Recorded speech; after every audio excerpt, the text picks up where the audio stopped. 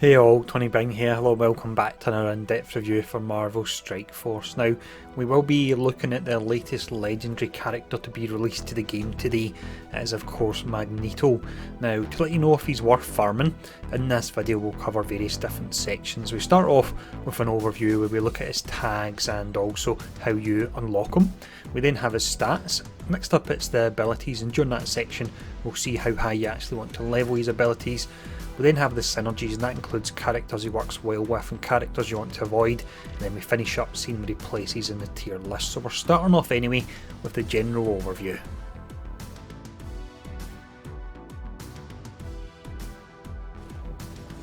Magneto then is the key to making the most out of the Brotherhood team, and he supplies them with a ton of different buffs and modifiers on their skills. Now when we look at his tags, it's Villain, Global, Controller, Mutant and Brotherhood. Brotherhood of course we've already touched on. You've got the Mutant tag that will hopefully be more important in time, and because he's got the Villain tag there are a shortage of villains in the game, or good villains, so he can certainly help out in that campaign there. In regards to unlocking him, it's a legendary campaign which is due to come back around about February I believe. The characters that are required, there's only 6 of them. It's Wolverine, Storm, Pyro, Juggernaut, Sabretooth and Mystique. So the 3 easiest to farm are Wolverine, Storm and Mystique. From there you've got Pyro, Juggernaut and Sabretooth. We've had the Juggernaut campaign, and we will be getting a campaign for both Pyro and Sabretooth around about January, February time as well, so that's something to keep an eye out for. Now what we'll do next anyway, with the overview covered, we'll have a look at his stats.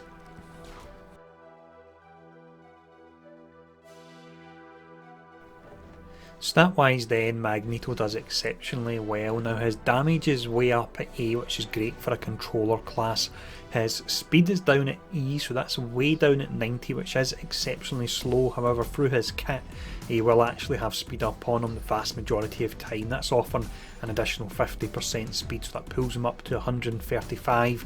And then his focus is A as well. That's really important because that allows you to strip buffs and also to apply your debuffs as well.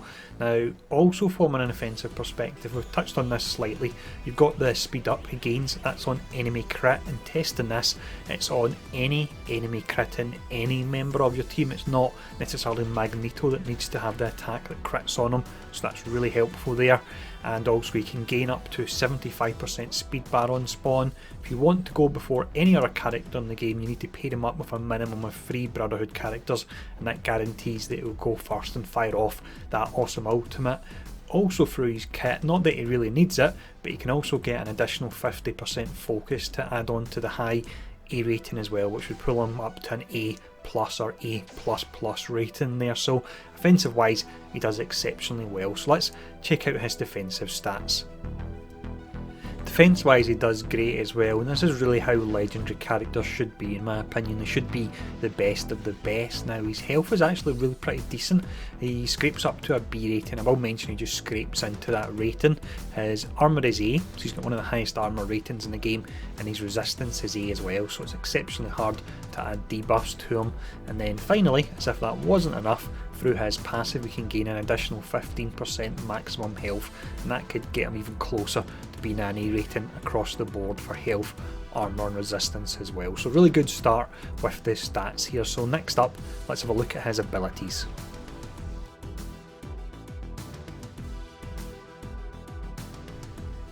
First ability we look at here is the passive. This is called Brotherhood of Mutants. Now with this on spawn you fill speed bar by 15%. You also fill the speed bar by 15% per Brotherhood member, so that means up to a total of 75%. To actually go before the fastest characters in the game, that's like Black Widow and Korath, you need to have a minimum of 3 Brotherhood characters. You don't need the full team for them to go first. With this also, on enemy crit you apply speed up to self and all Brotherhood allies. As mentioned, that's any crit on any ally, it doesn't have to be on Magneto, so that's really nice. You can also gain 50% focus for yourself and Brotherhood allies, and 15% maximum health for yourself and again Brotherhood allies as well there. Now in regards to how high you want to take this, I would say take it to level 4. At that you retain the speed bar fill and you get 30% additional focus and 10% max health. So of course the difference between level 4 and level 5 is an additional 20% focus, which is a lot, but I'm not sure if the characters it's relevant to actually need it, and 5% max health. So take it to level 4, take your Brotherhood team into matches, and if you find that they're not actually applying debuffs or cleansing our characters, then by all means upgrade it to level 5. For the basic, we have a skill called Magnetic Force. Now, maxed out with this, you attack primary target for 220% damage and 20% piercing, and you chain to 1 to 2 additional targets for 190% damage and 20% piercing. Now, with this skill, the chain changes from just simply 1 to 1 to 2 at level 6, so I would say this is how high you want to take this skill up to. The difference between level 6 and level 7 is only 30% damage, and it is to the primary target and additional targets, but I don't feel that 30% damage is worth those precious tier 4 materials, so keep this one at level 6. For the special, we have a skill called Polarized Beam. Now, it comes fully charged, it takes 4 turns to charge.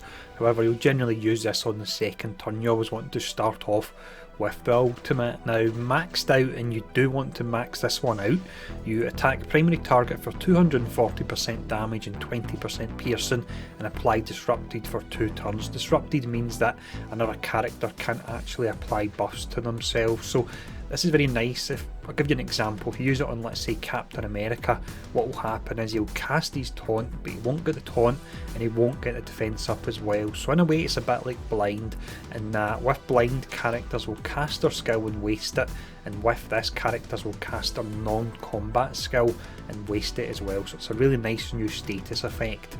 Now, also with this skill, you apply slow for 2 turns, which is really nice, and you remove all positive effects. And it's at level 7 you remove all positive effects. At level 2 you only remove 2 positive effects, and that's the reason you want to max this out. Now, also with this, the attack is unavoidable. That means if you're blinded, it can miss, but a character can't evade or dodge it, so it can be really nice for crippling characters, this move. For the ultimate, we have a contender for one of the best looking and also the most powerful skills in the game. This near enough wastes the entire enemy's first turn. Now, it's called Magnetic Vortex. It's 6 turns to charge, comes fully charged. I've not really found any instances yet where you wouldn't use this on the first turn. So with this, you pull all enemies up to 2 spaces towards the primary target, then you attack primary target and adjacent targets for 240% damage, and you apply blind as well. Now, the blind is to everyone that is adjacent. I'll explain that a bit more in a moment. Also with this attack is unavoidable, meaning you'll miss if blinded, but no one will have the chance to do that if you run with 3 other Brotherhood members, and you'll hit any targets that have evade on them as well, and it also cannot be counter-attacked, so absolutely amazing. Now, with this, the way it actually works, so let's say the character's on the far left or far right, and you cast the skill on them, or it's Drax and you have to cast it on them, then it will pull all of the characters, that's the other 4 characters, towards that character on the far left or far right, but it will only actually do damage and blind 4 out of the 5 characters. The other character at the far end of the screen won't be blinded and they won't take damage either. So that's the way you can actually counter this a little bit, is by putting Drax on the far left or far right of the screen there. Now, in regards to how high you want to take it, it's only really damage this particular skill gains, so personally, if you're struggling for materials, you can get away with taking this up to level 5, because you'll still do 190% damage and you'll still pull everyone together and blind them all as well, which is the main function here. But with all the abilities covered, let's now have a look at the synergies.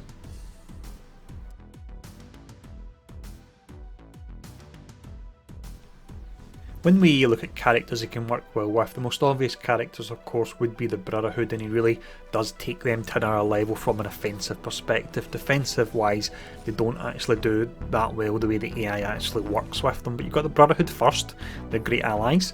You've then got other characters such as Scarlet Witch. She can actually extend all the blinds on the first turn.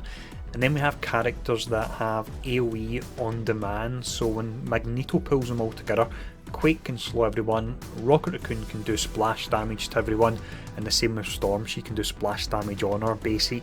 Finally you have Venom as well. He can be nice because he's attacking all characters that are adjacent and he's adding more debuffs as well there. So let's now have a look at the characters you want to avoid.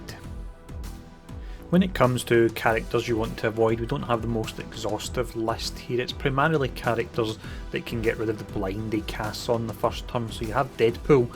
he will, when he has a debuff applied on him, will actually shake it off and regain the health, so you'll regain the damage you've done from your AoE. You then have Jessica Jones and Ronan, who have mass climbs for our team that can be really useful. Although Ronan is on the slower side, you'll probably find your turn is actually passed and you've already naturally dropped off the blind before he can shake them, but it is an option there. And then finally you have Daredevil. He can be really dangerous because although Magneto will blind him first turn, makes no difference because he's already blind and he's got 200% accuracy there. So with all the characters covered that you want to avoid, let's actually have a look and see where he places in the tier list.